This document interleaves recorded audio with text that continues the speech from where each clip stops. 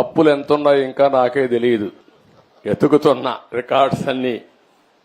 వ్యవస్థలు ఎక్కడున్నాయో నాకే తెలియదు. అధికార యంత్రాంగం మొరేలు కూడా దెబ్బతినింది. బయట వాళ్ళు వచ్చి పెట్టుబడి పెట్టాలంటే భయపడే పరిస్థితికి వచ్చేశారు.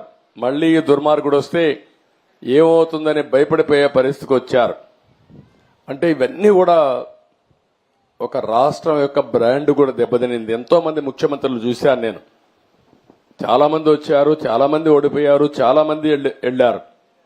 కానీ ఒక వ్యక్తి ముఖ్యమంత్రిగా పనికి రాడు, అలాంటి వ్యక్తి వచ్చాడని 5 ఏళ్లు నిరూపించిన ఏకైక వ్యక్తి మొన్నటి వరకు నాడు పేరు కూడా నేను చెప్పకూడదు, కానీ అలాంటి వ్యక్తి ఇతను. అంటే ఇప్పుడు నేను నిరూపించాలి ఎలాంటి వ్యక్తులు ముఖ్యమంత్రిగా ఉండాలో, దానికి ఆదర్శంగా నేను నిరూపించాల్సిన బాధ్యత నా పైన ఉంది. ఇప్పుడు ఈ రెండు కాంట్రడిక్షన్. మొన్నటి వరకు మీరు చూస్తే పరదాలు కట్టేసేవాళ్ళు, ఎక్కడ పోయినా పరదాలు. ఎక్కడన్నా ఒక మురికి కాలువ ఉంటే మురికి కాలువ కూడా పరదా కట్టేసేవాడు కనపడకుండా. దాస్తే దాగుతుందా? మురికి వాసన రాకుండా ఉంటుందా అని అడుగుతున్నా మిమ్మల్ని.